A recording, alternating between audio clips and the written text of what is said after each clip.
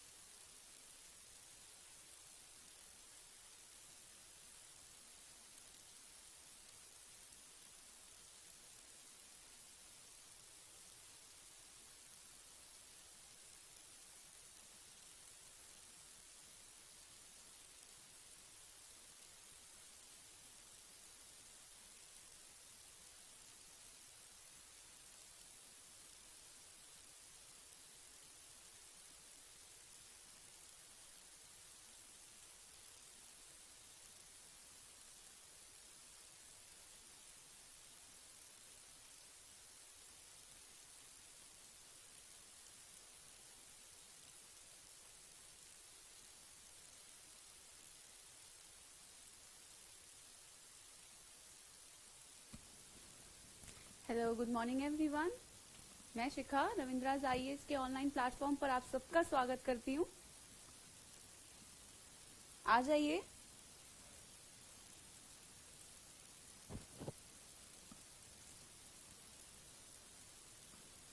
Good morning everyone. आ जाइए।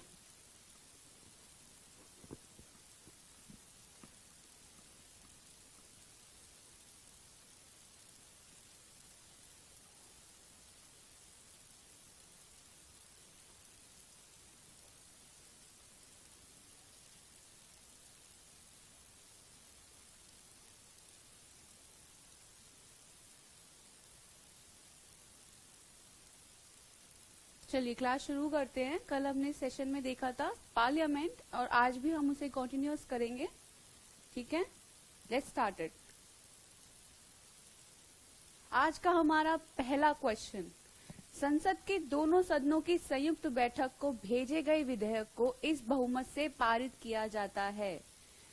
उपस्थित सदस्यों के साधारण बहुमत से, कुल सदस्यों के पूर्ण बहुमत से, उपस्थित सदस्यों के 2/3 बहुमत से, उपस्थित सदस्यों के 3/4 बहुमत से। कमेंट करिए फास्ट।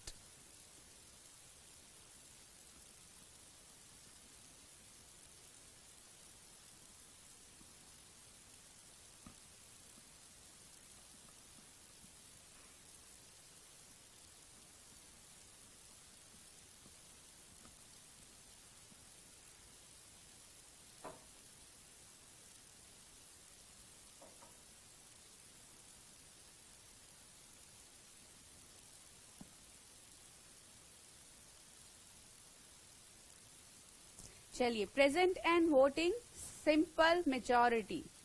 इसका राइट आंसर है उपस्थित सदस्यों के साधारण बहुमत से। संविधान के अनुच्छेद 108 के अंतर्गत संयुक्त बैठक का प्रावधान है। ठीक है, संयुक्त बैठक, ज्वाइंट सिटिंग, आर्टिकल 108। ध्यान विधेयक के अतिरिक्त विधायकों पर सदनों की असहमति के बाद संयुक्त बैठक का प्रावधान, जिसकी अध्यक्षता लोकसभा अध्यक्ष करता है। और बुलाता कौन है? ये संयुक्त बैठक, प्रेसिडेंट। संयुक्त बैठक को भेजा गया विधेयक दोनों सदनों में उपस्थित, दोनों में प्रेजेंट एंड वोटिंग और मत देने वाले सदस्यों की कुल संख्या के साधारण बहुमत से पारित होता है। ठीक है, साधारण बहुमत कौन सा है? 50+1, simple majority. Present and voting. भारतीय संविधान की कौन सी अनुसूची राज्यसभा में सीटों के बंटवारे का निर्धारण करती है? गुड मॉर्निंग सीमा। लिंक अपने फ्रेंड्स को शेयर कर दीजिए और उनसे कहिए लाइव आने के लिए। सब लोग आ जाइए।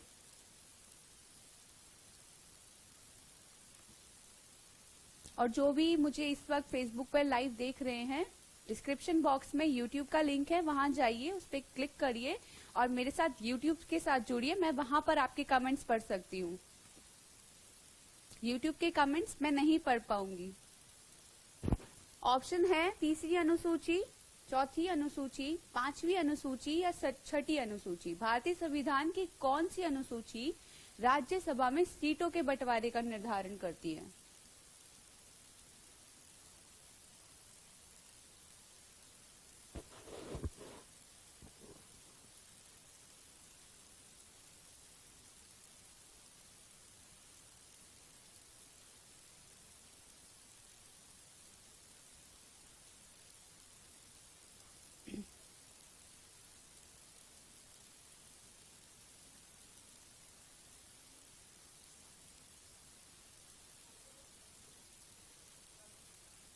कमेंट करिए जल्दी से जल्दी।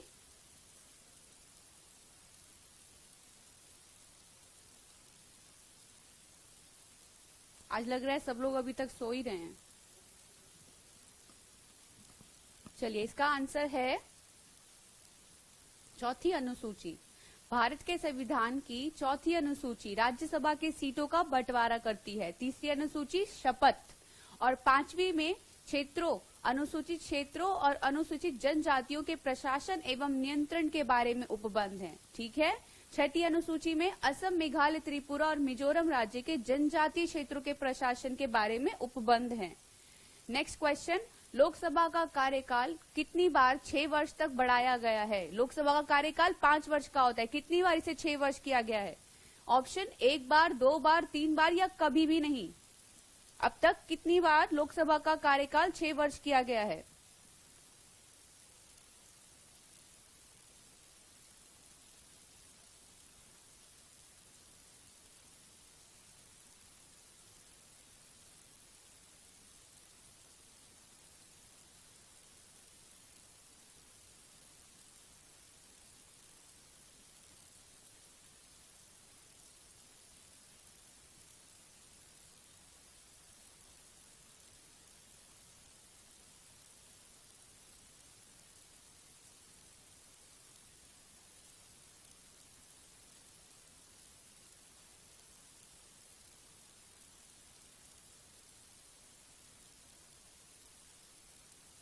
जी सीमा, आज ठंड ज्यादा है पर आप लोगों के लिए तो बेनिफिशियल है, आप रजाई में बैठे बैठे इसका क्लास ले सकते हैं।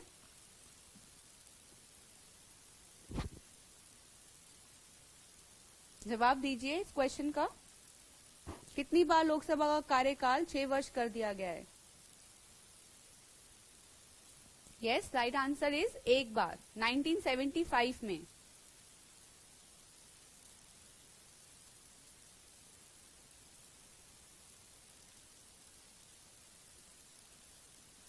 लोकसभा का कार्यकाल अब तक केवल 1 बार 6 वर्ष 1975 में घोषित आपातकाल के दौरान 6 वर्ष कर दिया गया था, किंतु बढ़ाई गई अवधि के समाप्त होने से पूर्व ही लोकसभा का विघटन हो गया था। संविधान के अनुच्छेद 83 के अनुसार आपात उद्घोषणा लागू होने की दशा में लोकसभा का कार्यकाल बढ़ाया जा सकता है। आर्टिकल 83, ठीक है। एक बार में 1 वर्ष से अधिक नहीं बढ़ाया जाएगा तथा घोषणा की लागू न रहने की दशा में किसी भी प्रकार से उसका विस्तार 6 महीने से अधिक नहीं किया जाएगा। नेक्स्ट क्वेश्चन, गैर धन विधेयक के संसद के हर सदन में कितने वाचन होते हैं? जो विधेयक धन विधेयक होता है उसके कितने हैं, और जो विधेयक गैर धन विधेयक है उसके हर सदन में कितने वाचन होते हैं? 2, 3, 4 या 1? यहाँ गैर धन विधेयक के लिए पूछ रहा है, ठीक है।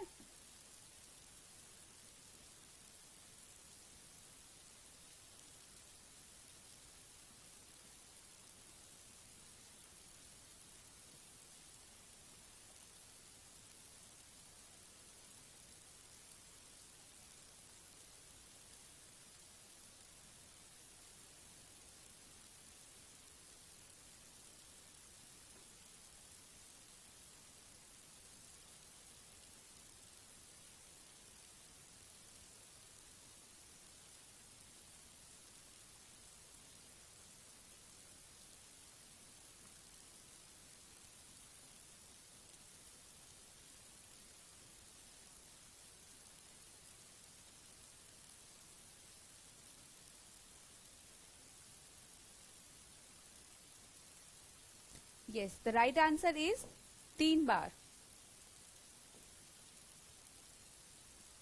गैर धन विधेयक के संसद के हर सदन, लोकसभा और राज्यसभा में 3 वाचन होते हैं। प्रथम में उसके विधेयक पेश करने के साथ अनुमति लेने से संबंधित होता है। द्वितीय, उसमें विस्तृत एवं बारीकी से जांच की जाती है। तृतीय, यदि कोई संशोधन होता है तो उसे स्वीकृत कर विधेयक को अंग बना दिया जाता है, और इसके बाद केवल विधेयक पर अनुमति देने या ना देने की कार्यवाही होती है। विधेयक को इसी रूप में दूसरे सदन में भेजा जाता है और वहां पे भी यही प्रक्रिया दोहराई जाती है। ठीक है। नेक्स्ट क्वेश्चन, भारतीय संसद के कामकाज में शून्य काल का अर्थ है 0 आवर। प्रश्नकाल से पहले का समय सत्र का पहला घंटा, प्रश्नकाल और अगली कार्यसूची के बीच का समय जब विशेषाधिकार प्रस्ताव स्वीकार कर लिया जाए। गुड मॉर्निंग आजाद, आ जाइए, सब लोग आ जाइए।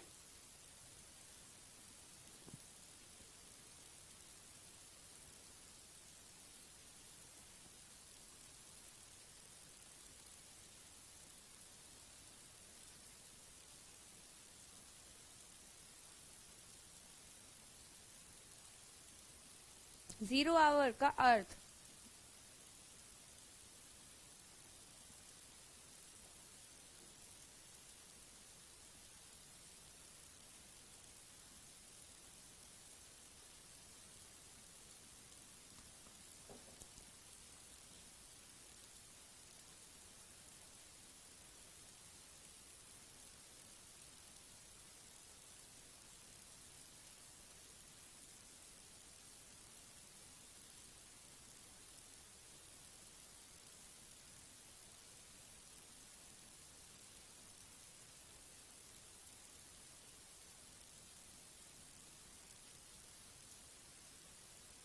लगता है इसका जवाब किसी को भी नहीं पता है। चलिए, इसका राइट आंसर, यह भारतीय संसद द्वारा विश्व संसदीय प्रणालियों में समाविष्ट अभिनव चर्चा प्रक्रिया शून्य काल संसदीय कामकाज के अंतराल प्रश्न काल के ठीक बाद का समय होता है।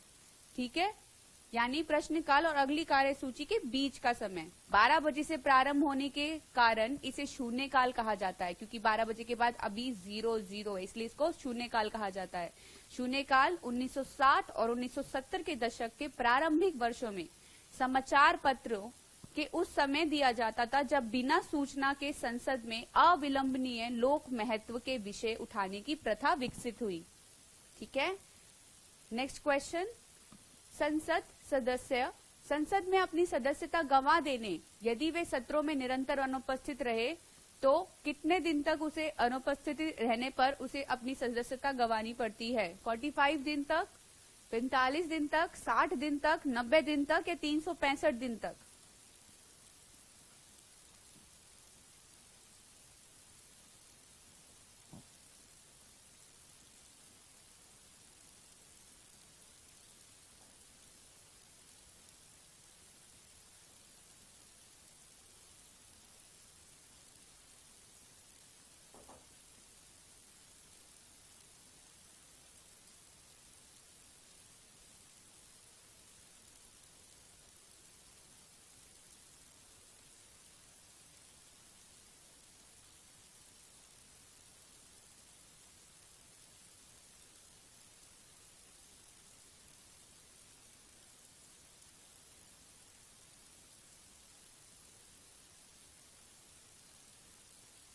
चलिए, राइट आंसर है 60 डेज तक।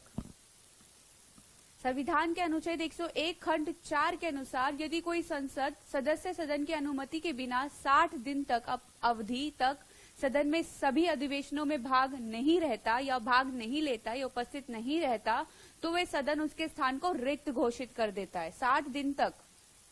राइट सुरेश? चलिए, नेक्स्ट क्वेश्चन। लोकसभा अध्यक्ष के वेतन और भत्ते कौन निर्धारित करता है? लोकसभा अध्यक्ष का वेतन और भत्ता कौन निर्धारित करता है? राष्ट्रपति, वेतन आयोग, मंत्रिमंडल या संसद?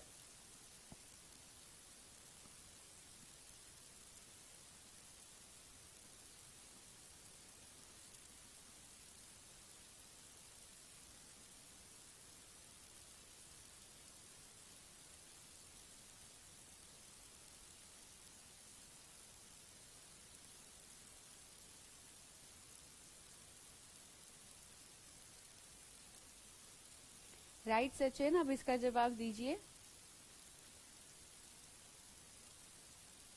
कमेंट करिए बच्चों, क्या हो गया है आज? अभी तक सोकर नहीं उठे हैं लग रहा है सब लोग।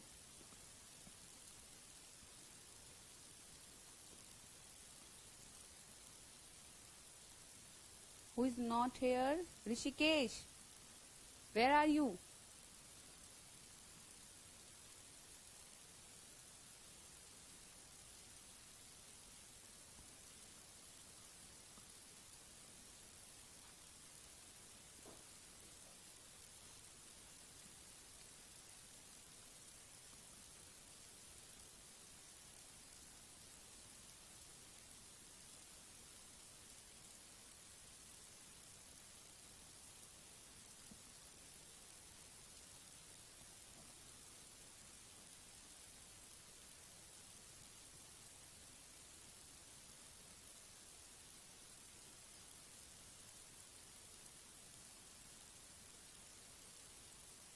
Yes Rishikesh, right answer is option D. अनुच्छेद 97 के अनुसार राज्यसभा के सभापति और उपसभापति को तथा लोकसभा के अध्यक्ष तथा उपाध्यक्ष को ऐसे वेतन और भत्तों का जो संसद विधि द्वारा नियत करे सदाय किया जाएगा, यानी संसद द्वारा इसे दिया जाएगा। संसद जो निर्धारण करेगी वही उनके वेतन और भत्तों में डिसाइड किया जाएगा। Next question, house of the people को लोकसभा का नाम इस वर्ष दिया गया था।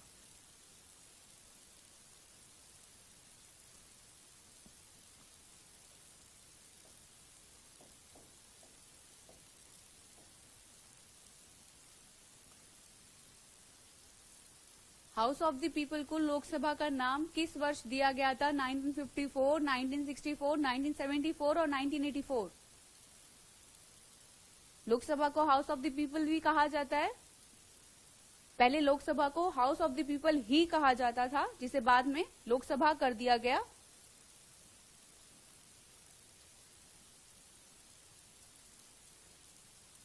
मे बी नेटवर्क इशू।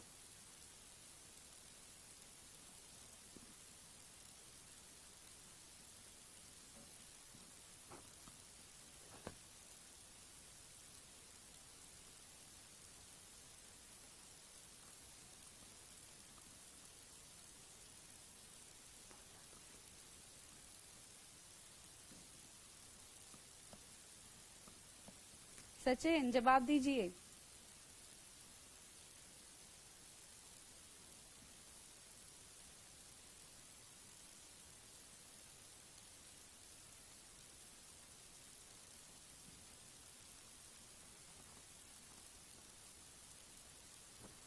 चलिए, right answer is option A 1954 14 मई। हाउस ऑफ द पीपल के लिए 14 मई 1954 1954 के को लोकसभा नाम अपनाया गया था। ठीक है, नेक्स्ट क्वेश्चन। अभी तक जिन लोगों ने भी रविंद्रास 24x7 लर्निंग ऐप डाउनलोड नहीं किया है, प्लीज कर ले, सेशन के बाद या सेशन बिटवीन सेशन। ठीक है, नेक्स्ट क्वेश्चन। संसद और संविधान किसके साधन नहीं है? संसद और संविधान किसके साधन नहीं है?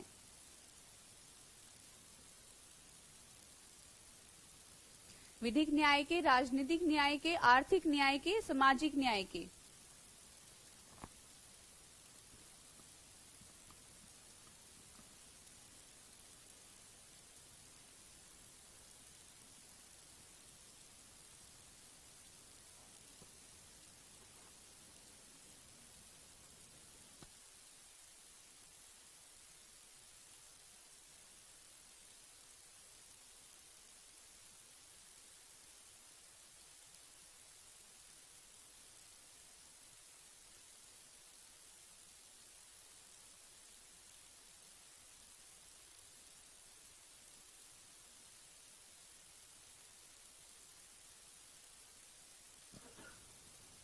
निशा, रिकॉर्डिंग क्लास सारी है, लेक्चर 7 तक वहां पर अवेलेबल है। आज का अभी कर दिया जाएगा।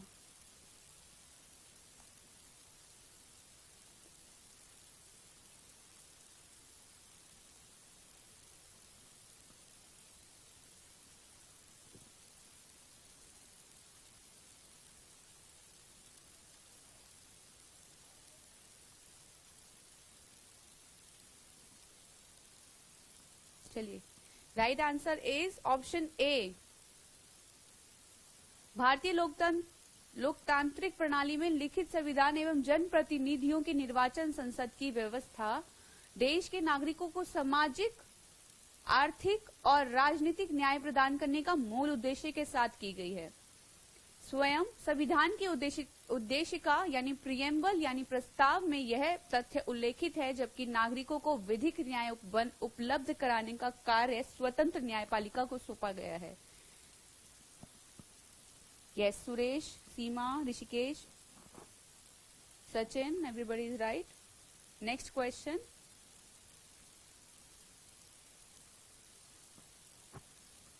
लोकसभा आयोजित करने के लिए अपेक्षित गणपूर्ति या कोरम क्या है? Option A was right, option D नहीं, option A was right.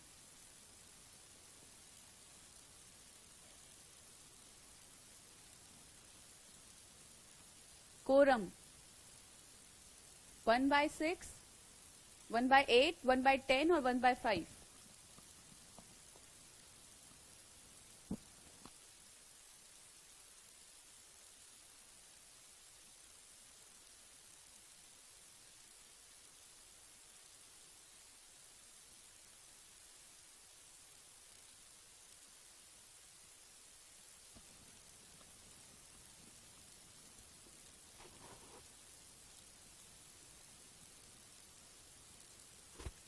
Yes, C is the right answer, 1/10.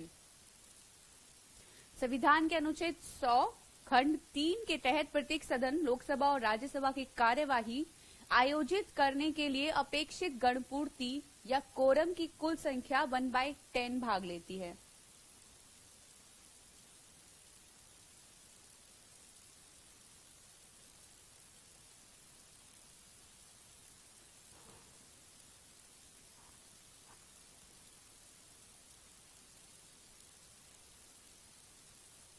Next question, किसने कहा था संसदीय लोकतंत्र का अर्थ है एक व्यक्ति और एक मत?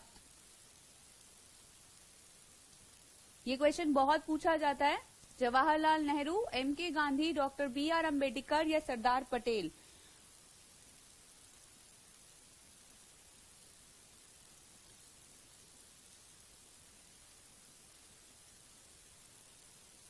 एक व्यक्ति और एक मत, संसदीय लोकतंत्र का अर्थ एक व्यक्ति और एक मत, किसने कहा था? Jawaharlal Nehru, Mahatma Gandhi, doctor B R. अम्बेडकर या सरदार पटेल?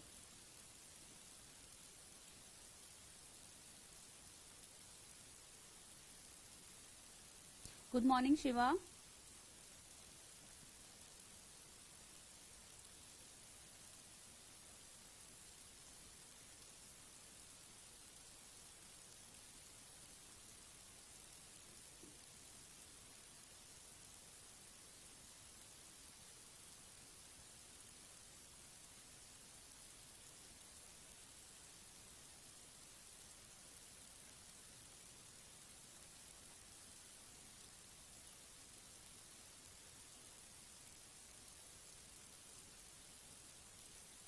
Good morning Sanjay.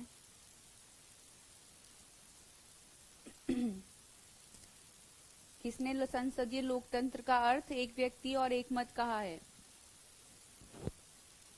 नहीं, Seema, right answer is doctor B R. Ambedkar. Bharat के प्रथम चिंतक डॉक्टर बी.आर. अम्बेडकर, जिन्होंने पश्चिमी पद्धति के लोकतंत्र का समर्थन करते हुए कहा था कि संसदीय लोकतंत्र का आशय एक व्यक्ति और एक मत है। नेक्स्ट क्वेश्चन, राष्ट्रीय कोष का अभिरक्षक कौन सा अंग है?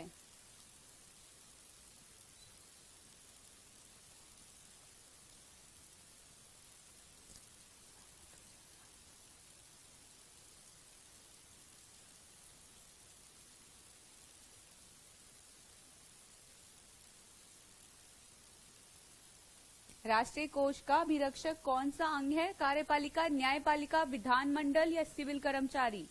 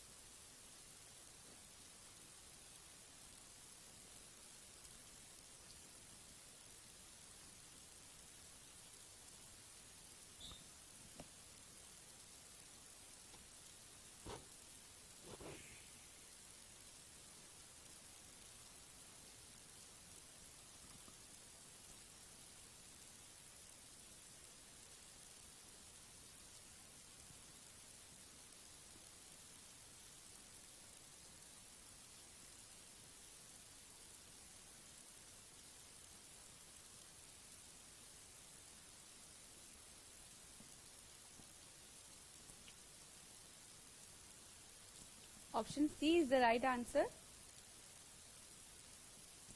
राष्ट्रीय कोष पर व्यापक विचार विमर्श विधानमंडल में ही किया जाता है। विधानमंडल यानी संसद, इसलिए विधानमंडल को ही राष्ट्रीय कोष का अभिरक्षक माना जाता है।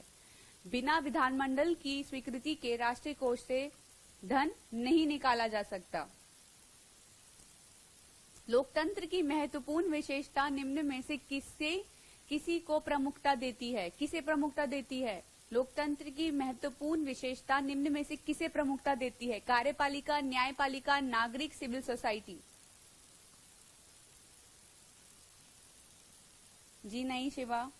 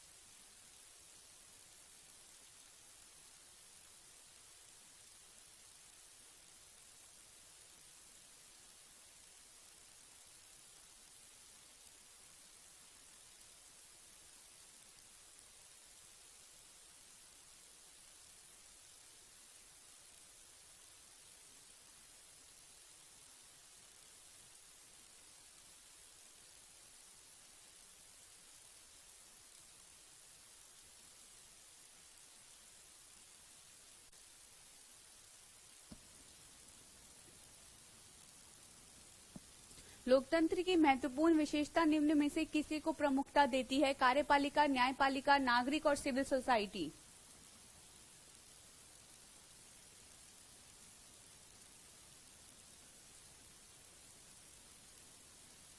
चलिए, लोकतंत्र यानी कि जनता का शासन।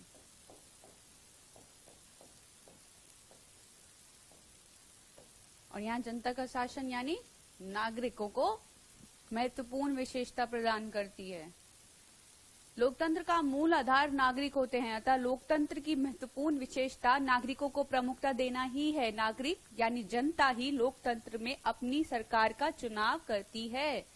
नेक्स्ट क्वेश्चन, मंत्री परिषद में बैठकों की अध्यक्षता कौन करता है? मंत्री परिषद में यानी कैबिनेट में बैठकों की अध्यक्षता कौन करता है? प्रधानमंत्री, राष्ट्रपति, मंत्रिमंडल सचिव, लोकसभा अध्यक्ष?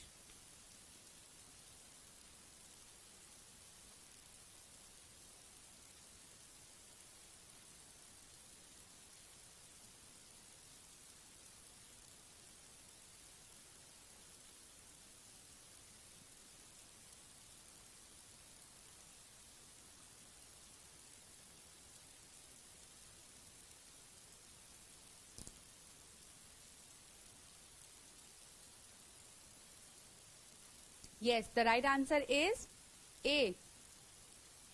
प्रधानमंत्री, प्राइम मिनिस्टर। मंत्री परिषद की बैठकों की अध्यक्षता प्रधानमंत्री द्वारा की जाती है क्योंकि वही मंत्री परिषद का अध्यक्ष होता है।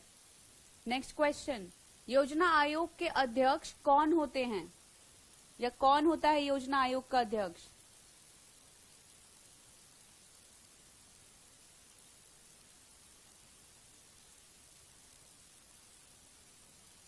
राइट सचिन, ऋषिकेश, सुरेश। ऋषिकेश, ये किसका जवाब था? डी। मंत्री परिषद का अध्यक्ष प्रधानमंत्री होता है, इसीलिए मंत्री परिषद की अध्यक्षता भी प्रधानमंत्री करते हैं। ठीक है।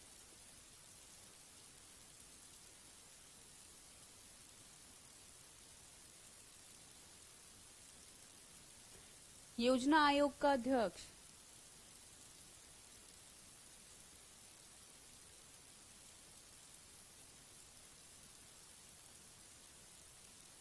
Yes, the right answer is prime minister, प्रधानमंत्री। योजना आयोग एक संविधान उत्तर संस्था है जिसका गठन 15 मार्च 1950 को हुआ था। कब हुआ था? 15 मार्च 1950 को एक कार्यपालिकी आदेश द्वारा किया गया था। प्रधानमंत्री योजना आयोग का पदेनाध्यक्ष होता है।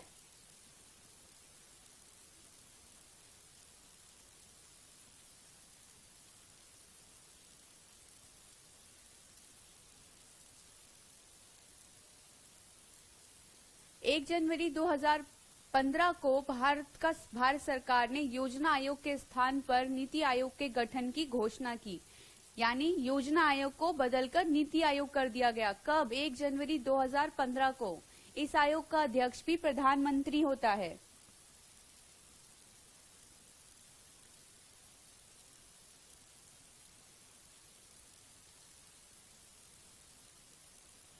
चलिए, ये हमारा आज का लास्ट क्वेश्चन था।